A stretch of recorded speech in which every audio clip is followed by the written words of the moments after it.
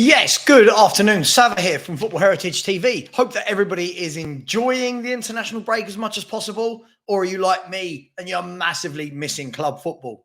But today, I want to talk to you about the news that has been going around for the last 24 hours.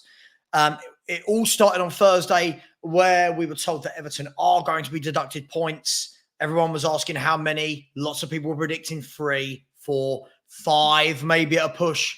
And in the end, the news broke yesterday that Everton are being deducted 10 points for breaching one FFP rule. Now, in itself, it's a big story.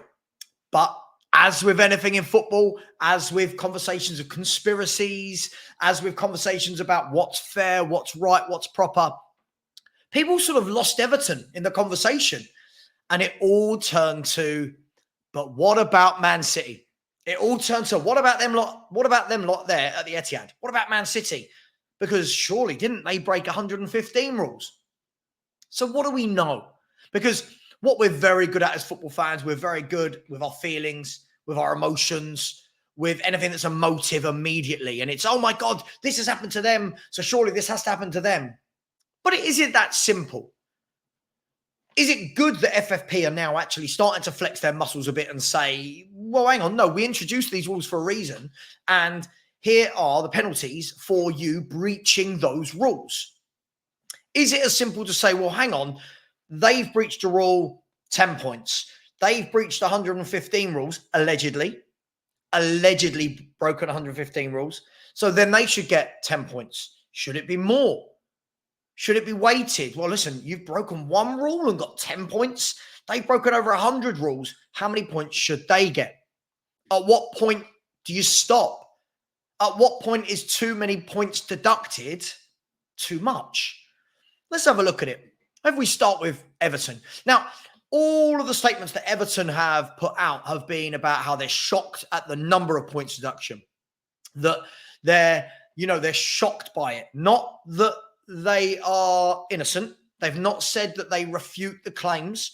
What they have said is that they're going to go back and they're going to fight the number of points to get it reduced. Now, we see this all the time. 10 points, like Simon Jordan said just down on TalkSport, realistically, that's probably going to go down somewhere between 4 and 6 points as a deduction. But nevertheless, it's a deduction. And what this does in the immediacy is that 10 points completely takes away from Everton's decent start to the season in relativity to Everton, and it now puts them second bottom. Now, in itself, that's not the end of the world, because it is only 12 games in. They're level on points with Burnley, Sheffield United, and there's like 2-3 points between them all down in the bottom 4-5. So they can still stay up.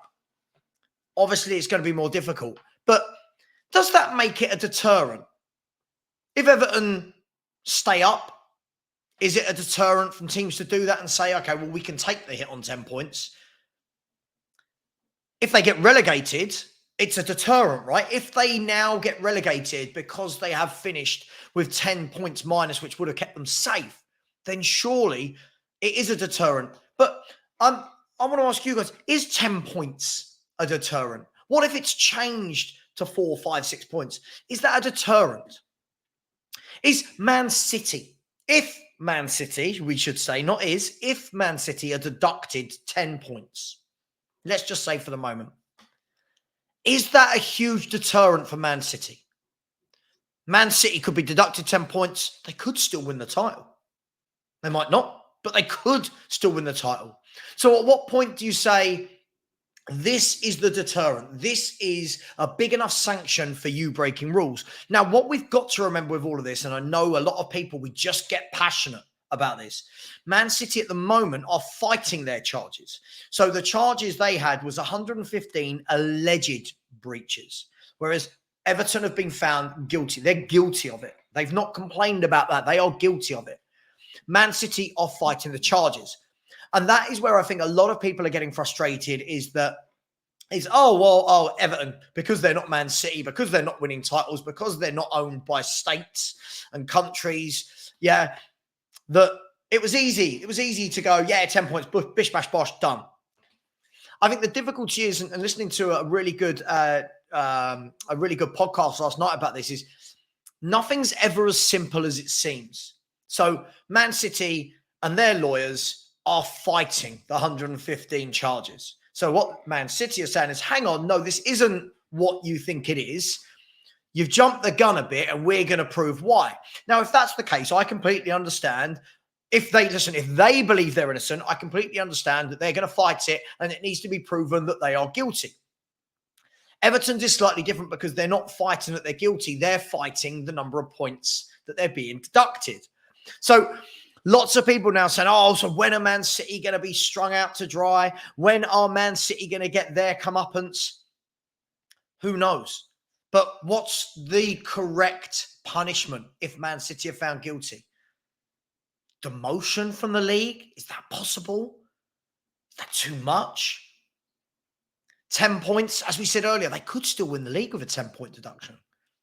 So it's a real interesting one because this is one of them debates where there's no clear-cut answer, right? There's not me going to sit here and say, oh, I think X, Y, Z, and that's the only way it is.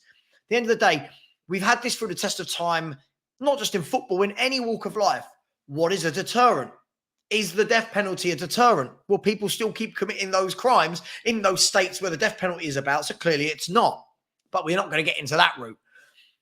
Is 10 points a deterrent? I'm not so sure. I really don't know if it is. What if it goes down to 4 to 6? I just don't know. So what I'm interested to hear from everyone today is, what do you think should happen to Everton? Should it stay at 10 points? Should it go down to 4 to 6 points? Is it unfair that they're being done? But, I mean, we're talking about Man City, but Chelsea now, we're being told they're going to be in a bit of trouble about situations that happened before Todd Boehly came to the club. The debate yesterday was, should Chelsea get in trouble? Because it's not actually Todd Boehly and this ownership's fault. Other people say that doesn't matter. They've committed these irregulations. It doesn't matter who's in charge. They bought the club knowing that there were issues financially and knowing that this could be a factor. So this is why I find this topic fascinating. This isn't like having a debate about who's the better footballer, him or her or her. It's not that. This is all about what is the correct punishment. What is the deterrent? For example, Chelsea aren't going to win a league this year. If Chelsea are deducted 10 points and safely stay up, what's it done? All right, it's meant that for 1 year they've not got into the Champions League and they're not getting that revenue, sure. But is that enough of a deterrent for anyone in the future to go, oh, we can't do what they've just done because we've just been relegated? I.e., when Juventus were found guilty. Glasgow Rangers, when Rangers went down, 4 divisions or whatever it was that they went down before working their way back. Is it a deterrent? What is the correct deterrent? Are Everton as guilty as 10 points? Are Man City as guilty as 10 points? Why has it taken this so long for Man City and the football governing bodies to have this out, to come to a conclusion? Very, very interesting topic. And you know what? The problem with all of this, who loses? It's the fans. As with all of this stuff, it's the fans. Let's be fair, the Chelsea owners, what will they lose? They'll lose some points. They're still billionaires. They're still doing their thing. Players still getting paid. It's the fans. Imagine Everton get relegated now. What have those fans done to deserve relegation? Pay every week, turn up, follow their club, support them through thick and thin. And then what? They get relegated.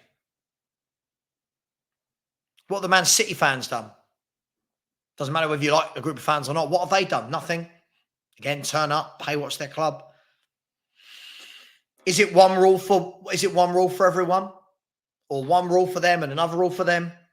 So some might say they're happy to see FFP flexing their muscles. Others think it's too much. Where do you stand with it? What happens? Let me know your thoughts. I just thought this was an interesting topic on a Saturday where not a lot of football is going on. So let me know your thoughts. Please like, please subscribe. Thank you for all the nice wishes we had during the Football Content Awards. Didn't win, but we had a really good time, made some really great connections there, and really enjoyed the after party. So it was great times. Congratulations to all the winners. And let me know what you think about FFP, Everton, Man City, Chelsea. Let us know. Has a dangerous precedent been set with a 10-point deduction? Speak soon, everyone. Take care. Bye-bye.